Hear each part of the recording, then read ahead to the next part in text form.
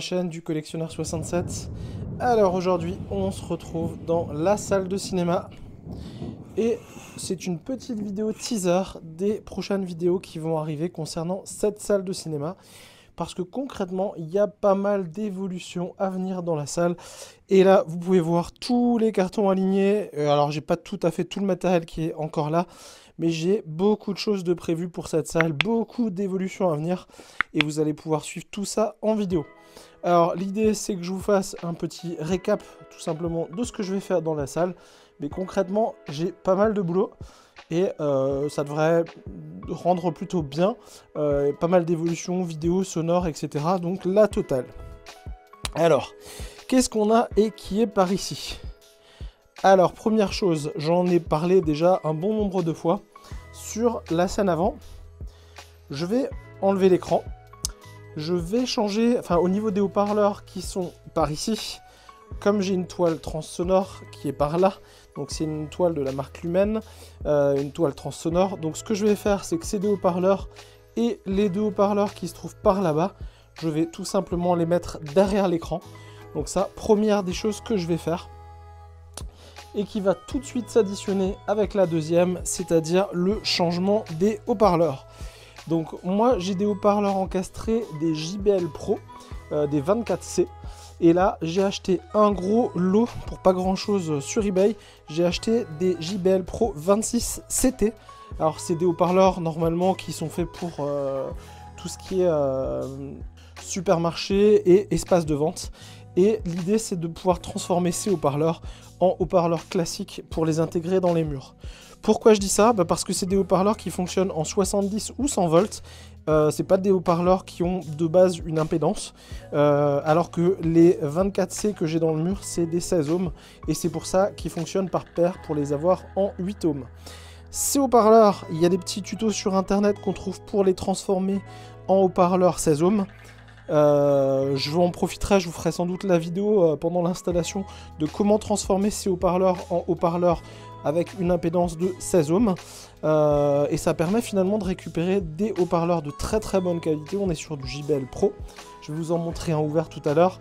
Donc du JBL Pro, ça vaut pas grand chose. Moi j'ai acheté sur eBay le lot de 2 à chaque fois à 19 €. Donc ça fait, pour une salle de cinéma, ça fait des super haut-parleurs. Le son est juste incroyable. En fait j'en ai déjà transformé 2. Je vais vous les montrer par ici. Alors pour l'instant c'est en phase de test.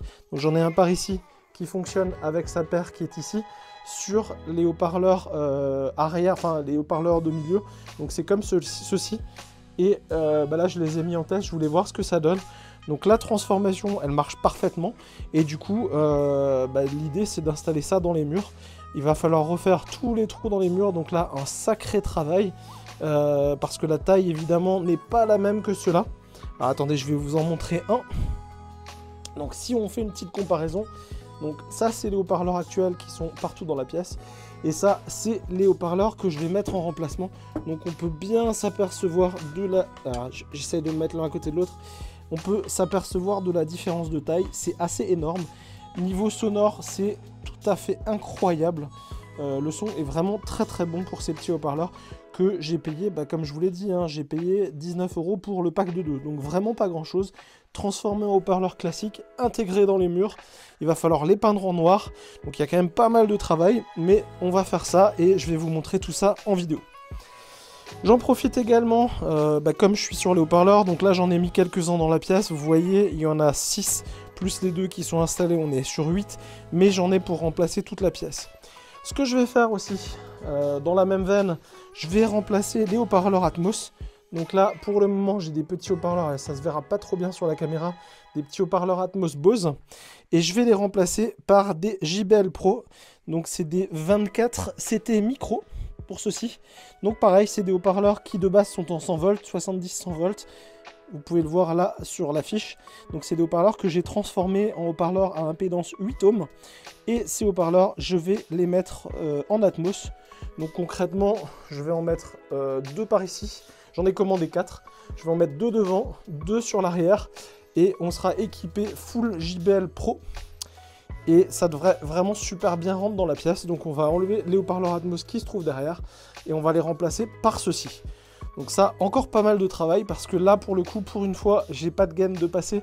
Donc il va falloir que je passe les gaines dans le plafond, ça va pas être évident, mais on va essayer de faire ça ensemble. Ensuite, on continue. Donc toujours sur la scène avant.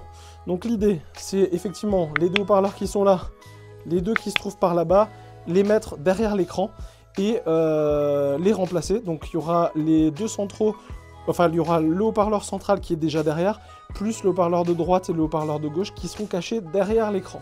Donc ça, première chose. Deuxième chose, je vais en profiter, j'ai encore de la tapisserie qui me reste de la pièce. L'avant de la scène était tout simplement pas en gris, je vais mettre de la tapisserie, comme ça on sera propre et ça sera la même chose que le reste de la pièce. Donc je vais en profiter, je vais faire ça en même temps. Ce que je vais également faire, derrière l'écran, je vais mettre une bande de LED. Donc j'ai déjà, je vous montre, j'ai déjà une bande de LED par ici. J'ai fait une vidéo sur la partie lumière de la pièce, donc n'hésitez pas à aller la voir. Donc cette bande de LED qui est là, qui peut changer de couleur, qui peut varier du blanc chaud au blanc froid et au RGB, je vais en mettre une tout autour de l'écran que je vais pouvoir télécommander directement de l'entrée de ma pièce avec cette commande. Donc ça, pareil, je vais en profiter au même moment. Qu'est-ce qu'on va faire également? Donc j'ai parlé des haut-parleurs Atmos sur le plafond. Et du coup, la deuxième des choses que je vais faire au plafond, aujourd'hui c'était un plafond qui était d'une couleur gris, il n'était pas absolument mat. Et du coup, j'ai acheté de la peinture qui est par ici. Donc de la V33 en plafond noir, noir profond carbone. Donc on va voir ce que ça donne, j'espère que... Donc c'est du mat, bien entendu, pour plus avoir du tout de reflet de la toile au niveau de la projection. Donc on va voir ce que ça donne. Ensuite, dans les évolutions, et ça, il y a la première vidéo sur la chaîne qui est déjà, c'est le changement du vidéoprojecteur. Donc, je passe sur un vidéoprojecteur laser en BenQ, le W5800. Vous pouvez trouver sur ma chaîne le test, parce qu'on me l'avait prêté, donc j'ai pu le tester. Suite à ce test, j'ai décidé de l'acheter, donc il se trouve dans le carton qui est par ici. On va faire l'installation, l'installation arrivera par derrière. Et là, concrètement, encore pas mal de travail à faire. Parce que au niveau de la focale, il faut que je le recule légèrement. Donc je vais sans doute devoir supprimer ce que j'avais fait, le caisson qui est par ici. On va voir comment ça se passe. Donc il y a pas mal de travail, il y aura de la tapisserie à refaire derrière, une fois qu'on aura enlevé ça. Donc pas mal de taf à ce niveau-là. Ensuite, et si on continue, alors petite chose que j'ai oublié pour les haut-parleurs, sur les haut-parleurs arrière, celui-ci et celui qui est en bas, ce que je vais faire, c'est que je vais en profiter, je vais décaler celui du haut. Je vais le mettre plus au centre, par ici quelque part. Et ça fait que par rapport au siège de cinéma, je vais avoir les haut-parleurs arrière qui seront vraiment derrière. Et au niveau rendu sonore, ça devrait être bien mieux. Parce que là, concrètement, ils étaient sur les côtés et pas forcément super bien orientés. Donc, encore une fois, celui-là, on va le déplacer par ici. Pareil, celui du côté par ici, on va le déplacer par là. Donc, il faudra tout remettre au niveau des panneaux acoustiques. Il faudra les déplacer également. Donc, pas mal de travail niveau haut-parleurs. Ensuite, bon, là, il y a le fil tout simplement pour les haut-parleurs Atmos. Ça, pas de souci. J'en ai profité, j'ai acheté. J'ai trouvé ça super sympa. J'essaye de vous montrer. J'ai acheté des petits logos JBL qui sont bien plus fun que les logos des haut-parleurs. Donc ça, j'en profiterai pour les remplacer. Ensuite, qu'est-ce qu'on a par là? Encore 4 petites choses. Première, une Nvidia Child pour la box. Parce qu'aujourd'hui, j'ai plus de PC dans la salle de cinéma. J'en avais un à un moment. Et là, concrètement, si je veux regarder un film téléchargé, je vais utiliser cette box qui devrait faire parfaitement l'affaire. Deuxième chose, ça, je le déballerai plus tard dans une vidéo. C'est pour tout simplement le rideau. Je vous montre par ici. Donc là, dans la pièce, j'ai un rideau. Et l'idée, c'est que ce rideau puisse se mettre en position et se fermer automatiquement. Donc c'est une espèce d'enrouleur, dérouleur de rideau automatique. Donc ça, on va également l'installer. Ensuite, on continue. Par ici, j'ai un petit amplificateur. Petit amplificateur. Je peux juste vous l'ouvrir très très rapidement. Petit ampli audio.